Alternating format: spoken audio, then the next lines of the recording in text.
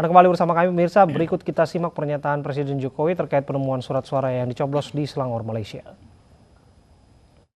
Kalau itu benar dan itu merupakan pelanggaran, laporkan aja ke Bawaslu. Mekanismenya jelas kok. Kalau kita diangkat isu-isu yang nggak jelas lah. Penghitungan suara itu dilakukan nanti pada tanggal 17. Kita harus tahu itu. Di mekanisme itu harus semuanya tahu. Nanti penghitungannya pun juga berjenjang. Jadi jangan sampai ada yang ngomong curang-curang dihitung juga belum, berjenjang. Kalau ada yang curang di TPS mana? Kalau ada yang curang di kecamatan mana? Kalau curang ada di kabupaten mana? Gampang sekali ngitungnya. Hitungannya berjenjang kok, dicek aja. Semua masyarakat, semua anak muda yang memiliki aplikasi sistem bisa ngecek itu. Bisa ngecek semuanya. Oleh sebab itu, seluruh rakyat saya ajak untuk melihat semua TPS. Hasilnya di setiap TPS dicepret. Jadi kalau nanti ada yang curang, gampang nyari. Kita lanjutkan kembali dialog. Sesungguhnya kami juga sedang mencoba untuk mengontak beberapa kali anggota dari KPU untuk bisa terlibat dalam dialog ini. Namun hingga saat ini belum ada respon. Kita lanjutkan dengan narasumber yang ada di studio. Saya ke Bung Syafril. Bung Syafril, Anda tadi menyebutkan ini tidak pertama kali terjadi, namun ada sinyalemen yang mengarahkan ada upaya delegitimasi pemilu. Iya. Apa yang membawa Anda hingga pada sampai kesimpulan itu? Jadi kita bisa melihat berapa kali kemudian ada narasi-narasi ketidakpercayaan kepada penyelenggara pemilu, kepada KPU, mulai dari DPT bermasalah, kemudian permasalahan surat suara tercoblos 7 kontainer dan lain sebagainya macamnya. Narasi ini difabrikasi oleh 02? Ya, berapa kita tahu bahwa orang-orang tersebut memang dari pendukung paslon 02 yang bisa kita lihat, yang kemudian mengamplifikasi isu-isu tersebut. Lah, pertanyaannya sangat mudah. Ketika kemudian mereka sudah merasa menang, buat apa mereka kemudian mengatakan mau people power dan lain sebagainya macamnya? Kalau memang udah merasa menang, ya udah, tunggu aja hasil pemilunya. Seperti yang dikatakan Pak Jokowi, dalam sistem demokrasi kita semua sudah memiliki instrumen-instrumen. Ada penyelenggara pemilu. Ketika ada permasalahan, ada Bawaslu. Ketika hasil pemilu ini nggak sesuai atau nggak diinginkan, kita bisa melanjutkan ke MK dan lain sebagainya macamnya. Kita sudah punya kok instrumen itu. Kalau ada terjadi pelanggaran, tinggal dilaporkan. Sudah ada lembaganya. Nggak perlu kita kemudian teriak-teriak seperti ini itu. Ya gini bro, tadi kan juga Pak Jokowi sebutkan, ayo ngajak masyarakat foto semua tuh TPS. Gimana foto TPS orang curangnya di ruko? Loh, ini namanya curang tuh bisa pencoblosan aja. yang belum. Aduh. Pencoblosan yang belum. Semua yang bisa. namanya curang Bisa itu pasti diakal-akalin langsung. gimana caranya. Dan sekarang itu baru terjadi, baru yang terfoto di satu titik. Bisa jadi loh, bisa jadi diduga di tempat lain juga terjadi seperti itu. Karena kepanikan yang terjadi sebenarnya. Ya, soal narasi yang disebutkan tadi, gitu narasi yang disebutkan tadi, narasi membangun kecurangan dan upaya untuk mendelegitimasi pemilu. Ya bukan gini loh Mas, jelas-jelas ya tadi ya Pak Jokowi juga sampaikan tadi kan, kalau ada yang curang foto aja, foto itu lagi difoto tuh video. Tapi kalau yang curang TPS foto-foto, curangnya di ruko, gimana mau foto TPS? Lah nyatanya kok bisa itu difoto? Ya itu Lah akhirnya bisa, benar kan? Iya. Akhirnya Lah, terus diakui silahkan kan? dilaporkan dan nanti bisa justru diusut. Panwas lah sudah melaporkan, jelas-jelas itu benar. Iya, nanti silakan dilaporkan, mari kita tunggu hasilnya. Bener nggak itu kemudian terjadi kayak gitu, narasi-narasi yang dibangun Biasa kalau kita pembenaran curang atau apa kan? kalau orang salah biasa selalu melakukan pembenaran, wajar kok Bukan itu. masalah pembenaran lah. Terus maunya teman-teman dari 02 Ya maunya yang langsung ditindak lah, udah jelas. Dipercepat karena pemilu sebentar lagi, jangan sampai masyarakat mendelegitimasi lembaga-lembaga tersebut. Anda gitu loh. tahu kan mekanisme hukum Dipercepat. seperti apa? Mekanisme hukum kan Kalau mau ada. dipercepat bisa kok orang jelas buktinya. Kita tahu mekanisme hukum, kita laporkan, kemudian Gini, ada kalau takut nanti menindak. kampanye tanggal 13 itu rame, nggak usah ngundang karyawan BUMN, undang Bang Sandi enggak aja atau undang ada. Pak Prabowo biar rame. Kita pasti Gitu aja rame deh. kok tanggal 13. Tenang aja, Bro. Iya. Mengapa Anda sampai pada kesimpulan narasi-narasi kecurangan seperti itu? Ya gini loh Mas, kan sudah terlihat ya, seperti saya bilang dari awal tadi, sudah terlihat dari kasat mata, seluruh pendukungnya Pak Prabowo betul-betul tumpah ruah di situ, betul-betul ikhlas dan betul-betul tanpa mobilisir mendatangi kampanye-kampanye pada saat Pak Prabowo dan Pak Sandi itu turun, gitu loh. Di sebelah terpotret betul-betul kosong setiap kampanyenya. Gimana?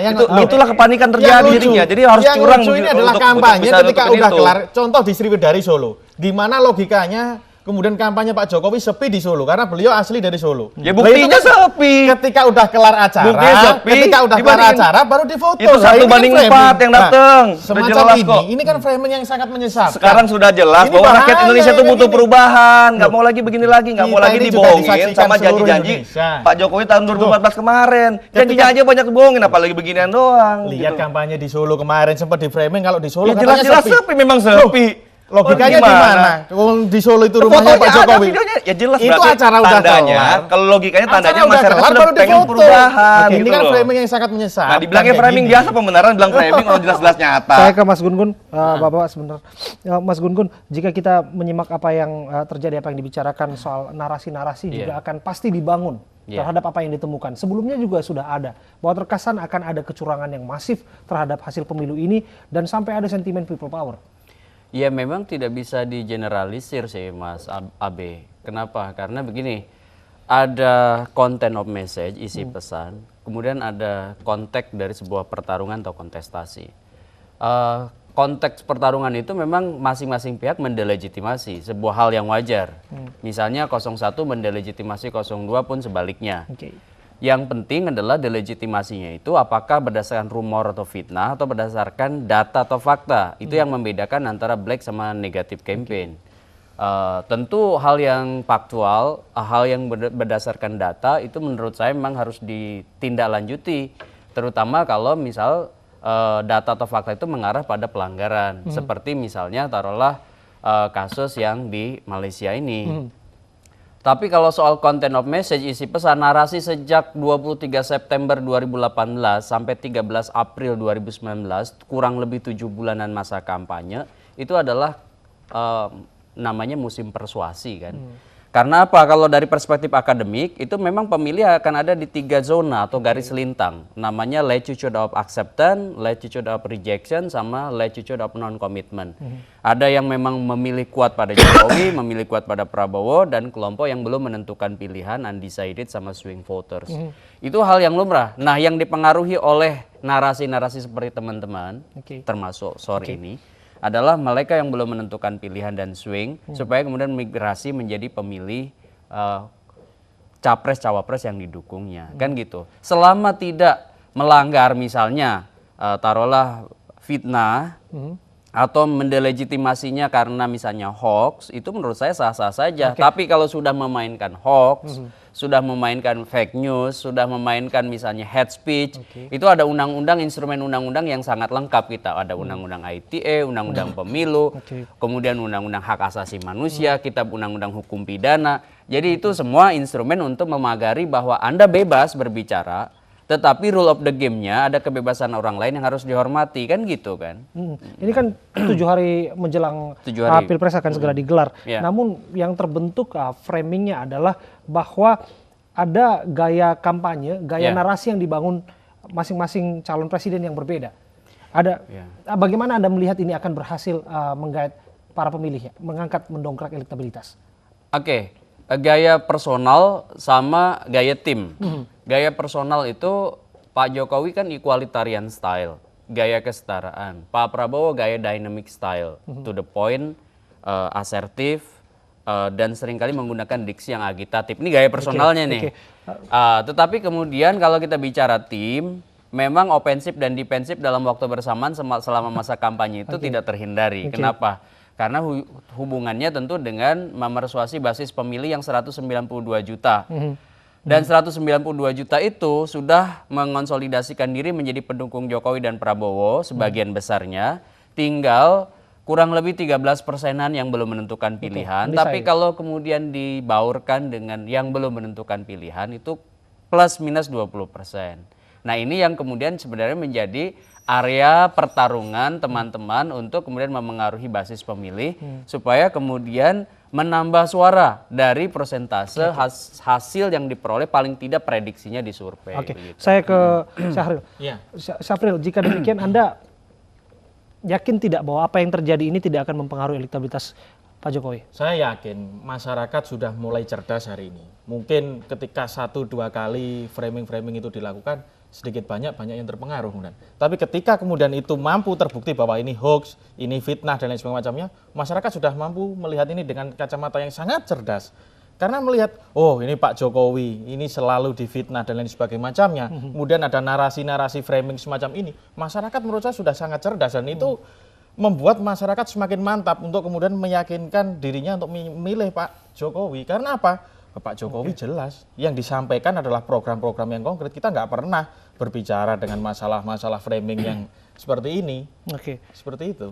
Ya, program konkret yang mana? Program yang semua janji-janji 2014 banyak yang bohong kok. Udah gini aja deh, Bro. Nanti pas tanggal 13 itu nih kan rame nih katanya nih. Ada slang juga di situ kan. Nah, sama-sama bareng-bareng. Kalau perlu gue datang juga di biar rame di situ. Sama-sama nyanyiin lagu slang tuh yang favorit kita tuh. Kamu harus pulang ya kan. Kamu harus pulang terus tapi jangan lupa harus damai kampanyenya. Angkat 2 jari pis gitu, men. Kita ke situ mau goyang. Jelas. Jadi biar rame. Jadi ketahuan pas lagi ada angkat pis semua nih, ketahuan yang datang bukan dari TKN tapi slanker. Yang bikin rame. Slanker yang dukung 01. Iya, slanker 02 pis kok begini. Fasko harus dijawab soal narasi Pak Prabowo belakangan juga banyak dikritik oleh sebagian kalangan. Disebutkan meledak-ledak, kemudian disebutkan tidak menimbulkan optimisme begitu. Dan bagaimana kemudian? Dari mana tidak menimbulkan optimisme, Mas? Jadi gini, Pak Prabowo itu betul-betul justru saya menghargai beliau. Kalau saya yang jadi capres, mungkin saya lebih marah daripada itu. Karena negara kita sudah dobrak-abrik, sudah masuk banyak banget kepentingan-kepentingan asing di negara kita. Jadi wajar betul beliau melakukan itu. Wajar untuk melakukan dobrak-dobrak demikian, Pak. Wajar banget, karena itu betul-betul malah nilai-nilai optimis yang diperjuangkan Pak Prabowo. Tidak khawatir bahwa ini akan menyebarluaskan ya, politik ketakutan, kekhawatiran dan sebagainya. Justru negara kita betul-betul harus ada perubahan. Jangan lagi kita dimasuki oleh kepentingan-kepentingan asing dan asing nanti ke depannya. Kalau saya melihat, ketika kita membahas tentang narasi politik, ini ada 2 kutub yang berbeda. Yang satu ingin membangun sebuah narasi politik keoptimisan, yang satu membangun narasi politik yang ini sangat pesimis menurut saya. Kok dibilang pesimis? Jelas. Yang curang siapa malah kita yang dibilang pesimis gimana sih? Kita ngelihat narasi politik bagaimana Pak Jokowi menyampaikan semua itu dengan pola yang mengembirakan. Bagaimana kemudian Pak Jokowi menyampaikan Ingat dong janji-janji Pak Jokowi kampanye-kampanyenya 2014 dengan program-program. Kecapai nggak tuh janji-janjinya? Pak Jokowi bukan sosok tipikal yang kebanyakan retorika kosong, bukan sosok yang pemarah gebrak-gebrak Gimana meja nggak sampai retorika mic-nya kosong? 2014 berjatuhan. dia janji, tapi janjinya semua kebatalin kok nggak ada yang jadi. Lah Pak Yang Prabowo dijadi seperti cuma apa? jalan tol tuh, jalan tol jadi jalan tol. Loh, Kalau jalan Anda tol lihat doang mah. KIP, KIS, Anda Ya lihat elah, jalan nggak kartu-kartu itu? itu bikin ribet aja. Loh, Nah, Pak jalan Prabowo nggak? justru malah dengan satu kartu nih bisa nampung semua keluhan masyarakat. Ada nggak itu di visi misi Teknologi Anda? itu untuk mempermudah, bukan untuk mempersulit. Cukup dengan Anda- satu kartu, pilih Pak Anda Prabowo bilang- Sandi, jadi deh itu Anda semuanya. bilang cuma di kartu, ada nggak itu program-program itu di Oh, punyanya makanya Prabowo? buktikan nanti Ada nggak? 2011 ada dong. Ada, berarti nyontok kita Loh, dong bukan kalau satu ada. kartu. Kalau ada berarti nyontok Kalau kita. Oh, TKN itu kan banyak program banget kartu, kita. rakyat disuruh ngurus kartu doang. Kita cukup KTP udah ada, semua bantuan sosial ada di sana. Saya nggak terlalu ngurusi masalah kartu. Yang saya permasalahkan adalah programnya. Adakah program Pak Prabowo yang itu? Itu programnya gimana sih? Kalau nggak ada orang jelas-jelas Bang Sandi di debat ketiga disampaikan cukup dengan kartu ini seluruh masalah teratasi, betul. Udah Apa? apa lagi? Seluruh Mau masalah program yang mau apa? dibilang tadi pintar, mau dibilang apa tadi sosial Oke. macam-macam itu sudah ada semua di sana. Berarti nyontok kita dong Kok itu. malah nyontok? Terakhir saya ke Mas Gun-Gun ya. Iya. Mas Gun-Gun bisa diberikan pemahaman yang baik soal apa yang terjadi di Malaysia ini tidak akan serta-merta membuat ketidakpercayaan masyarakat Iya. kita terhadap penyelenggara pemilu dan juga pesta demokrasi dan tak lantas juga ada kecurigaan satu sama lain. Ya menurut saya kalau ibarat luka itu kalau memang berpotensi untuk menyebar harus diamputasi. Oke. Maksud saya Bawaslu ketika misalnya melihat kasus Selangor Malaysia ini, kalau memang benar ada tindak pidana, itu harus segera, itu saya setuju dengan Fasko, bahwa segera ditindaknya. Kenapa? Karena ini terhubung dengan kredibilitas penyelenggaraan pemilu. Kalau misalnya waktunya udah berdekatan dengan tanggal 17 April, maka jangan sampai kemudian mindset publik itu terbentuk bahwa penyelenggara berpihak pada salah satu paslon atau pada beberapa orang calon anggota legislatif, kan gitu. Sehingga kemudian muncul yang disebut dengan delegitimasi terhadap penyelenggaraan pemilu secara umum kalau kemudian tidak dilokalisir dengan penegakan hukum pada mereka yang melanggar. Oke, Gitu. thank you Mas Ya, Gun-Gun sama-sama. sudah berbincang bersama kami, Fasko dan juga Syafril. Dan terima kasih pemirsa yang sudah menyaksikan dialog ini. Tetaplah bersama kami. Kami akan kembali untuk Anda dengan informasi Panglima TNI dan Kapolri meninjau apel gelar pasukan gabungan TNI Polri dalam rangka pengamanan pemilu di Kota Bogor, Jawa Barat. Informasinya sesaat lagi.